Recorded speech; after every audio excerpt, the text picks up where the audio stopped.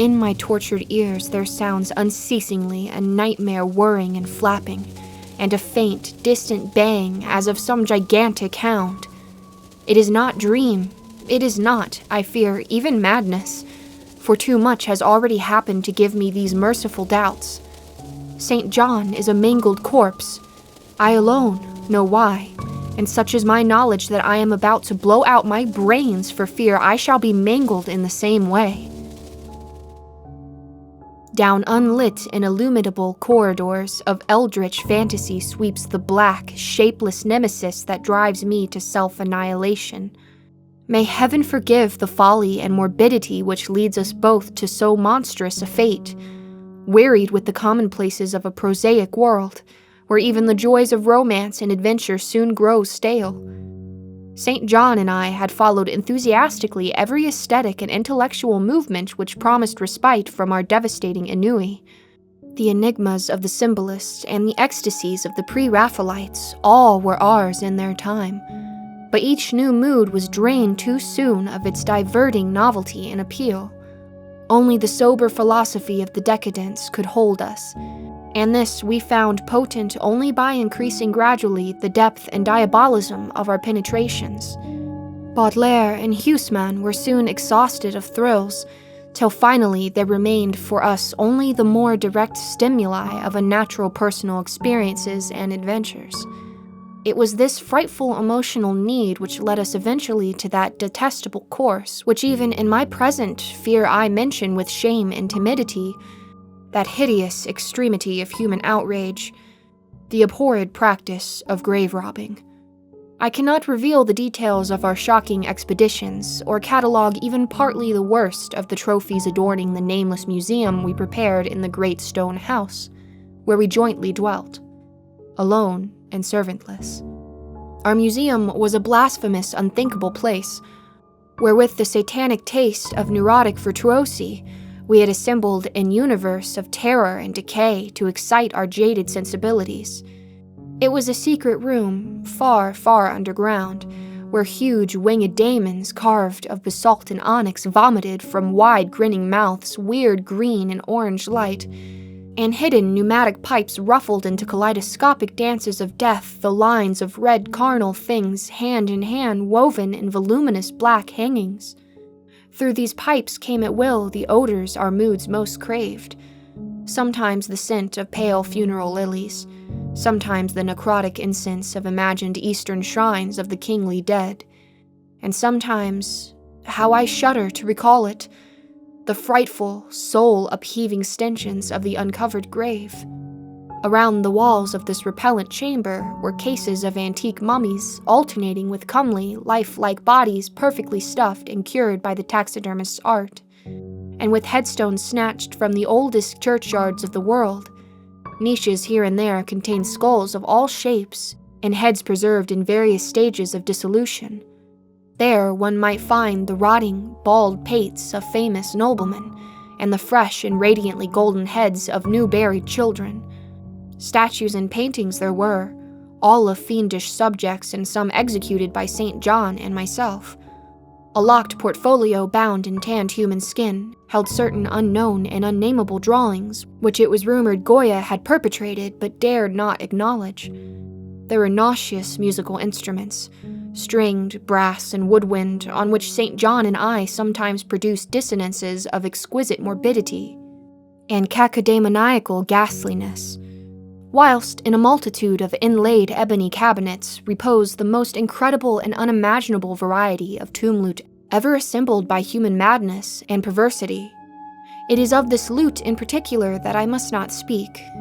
Thank God I had the courage to destroy it long before I thought of destroying myself.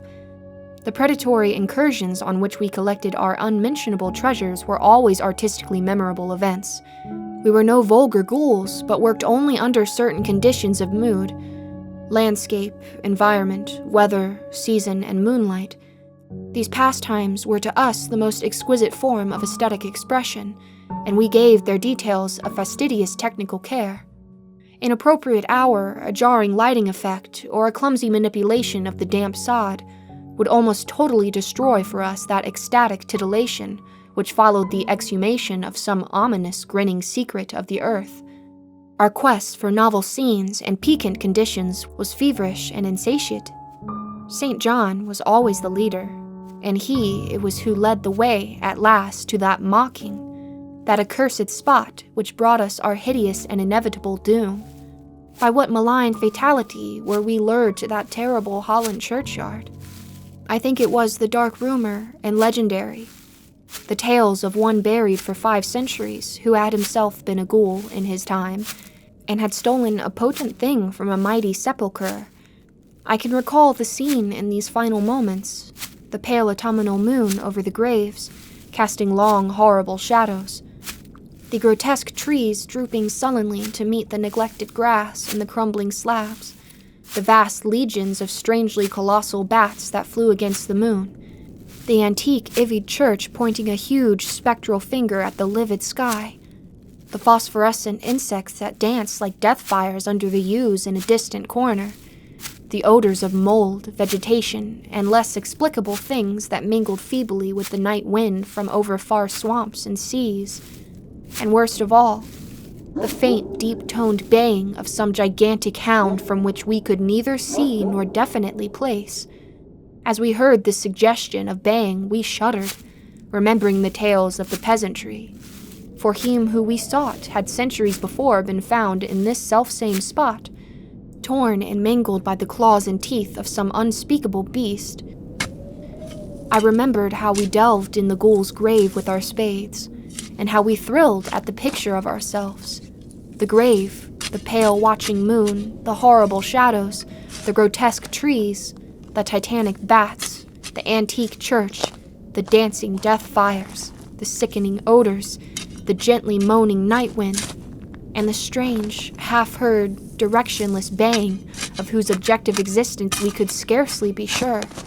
Then we struck a substance harder than the damp mold, and beneath a rotting oblong box crusted with mineral deposits from the long undisturbed ground. It was incredibly tough and thick, but so old that we finally pried it open and feasted our eyes on what it held. Much, amazingly much, was left of the object despite the lapse of 500 years.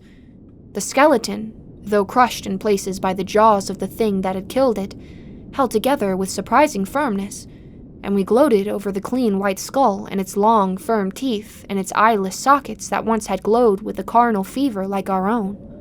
In the coffin lay an amulet of curious and exotic design, which had apparently been worn around the sleeper's neck. It was the oddly conventionalized figure of a crouching winged hound or sphinx with a semi-canine face, and was exquisitely carved in antique oriental fashion from a small piece of green jade. The expression on its features was repellent in the extreme, savoring at once of death, bestiality, and malevolence. Around the base was an inscription in characters which neither St. John nor I could identify, and on the bottom, like a maker's seal, was graven a grotesque and formidable skull. Immediately upon beholding this amulet, we knew we must possess it, that this treasure alone was our logical pelf from the centuried grave. Even had its outlines been unfamiliar, we would have desired it. But as we looked more closely, we saw that it was not wholly unfamiliar, alien as it indeed was to all art and literature which sane and balanced readers know. But we recognized it as the thing hinted of in the forbidden Necronomicon of the mad Arab Abdul al-Hawzred, the ghastly sole symbol of the corpse-eating cult of inaccessible Ling in Central Asia. All too well did we trace the sinister lineaments described by an old Arab demonologist, lineaments, he wrote, drawn from some obscure supernatural manifestation of the souls of those who vexed and gnawed at the dead. Seizing the green jade object, we gave a last glance at the bleached and cavern-eyed face of its owner, and closed up the grave as we found it. As we hastened from that abhorrent spot, the stolen amulet in St. John's pocket, we thought we saw the bats descend in a body to the earth we had so lately rifled, as if seeking for some cursed and unholy nourishment. But the autumn moon shone weak and pale, and we could not be sure. So too, as we sailed the next day away from Holland to our home, we thought we heard the faint distant baying of some gigantic hound in the background. But the autumn wind moaned, sad and wan, and we could not be sure. Less than a week after our return to England, strange things began to happen. We lived as recluses, devoid of friends, alone, and without servants, in a few rooms of an ancient manor house on a bleak and unfrequented moor, so that our doors were seldom disturbed by the knock of the visitor. Now, however, we were troubled by what seemed to be frequent fumblings in the night, not only around the doors, but around the windows also, upper as well as lower. Once we fancied that a large, opaque body darkened the library window when the moon was shining against it. And another time, we thought we heard a whirring or flapping sound not far off. On each occasion, investigation revealed nothing, and we began to ascribe the occurrences to imagination alone. That same curiously disturbed imagination which still prolonged in our ears the faint, far baying we thought we had heard in the Holland churchyard. The jade amulet now reposed in a niche in our museum, and sometimes we burned strangely scented candles before it. We read much in Alhazred's Necronomicon about its properties, and about the relation of ghouls' souls to the objects it symbolized, and were disturbed by what we read. Then, terror came. On the night of September 24th, I heard a knock at my chamber door. Fancying it St. John's, I bade the knocker enter, but was answered only by a shrill laugh. There was no one in the corridor. When I aroused St. John from his sleep, he professed entire ignorance of the event, and became as worried as I. It was that night that the faint, distant bang over the moor became to us as certain and dreaded reality. 4 days later, whilst we were both in the hidden museum, there came a low, cautious scratching at the single door which led to a secret library staircase. Our alarm was now divided, for besides our fear of the unknown, we had always entertained a dread that our grisly collection might be discovered. Extinguishing all lights, we proceeded to the door and threw it suddenly open, whereupon we felt an unaccountable rush of air and heard, as if receding far away, a queer combination of rustling, tittering, and articulate chatter. Whether we were mad, dreaming, or in our senses, we did not try to determine. We only realized, with the blackest of apprehensions, that the apparently disembodied chatter was beyond a doubt in the Dutch language. After that, we lived in growing horror and fascination. Mostly, we held to the theory that we were jointly going mad from our life of unnatural excitements. But sometimes it pleased us more to dramatize ourselves as the victims of some creeping and appalling doom. Bizarre manifestations were now too frequent to count. Our lonely house was seemingly alive with the presence of some malign being whose nature we could not guess, and every night that demonic bang rolled over the windswept moor, always louder and louder. On October 29th, we found in the soft earth underneath the library window a series of footprints, utterly impossible to describe. They were as baffling as the hordes of great bats which haunted the old manor house in unprecedented and increasing numbers. The horror reached a culmination on November 18th, when St. John, walking home after dark from the distant railway station, was seized by some frightful carnivorous thing and torn to ribbons. His screams had reached the house, and I hastened to the terrible scene in time to hear a whir of wings and see a vague, black, cloudy thing silhouetted against the rising moon. My friend was dying when I spoke to him, and he could not answer coherently. All he could do was to whisper, "The amulet, that damned thing." Then he collapsed, an inert mass of mangled flesh. I buried him the next midnight in one of our neglected gardens, and mumbled over his body one of the devilish rituals he had loved in life. And as I pronounced the last demonic sentence, I heard afar on the moor the faint baying of some gigantic hound.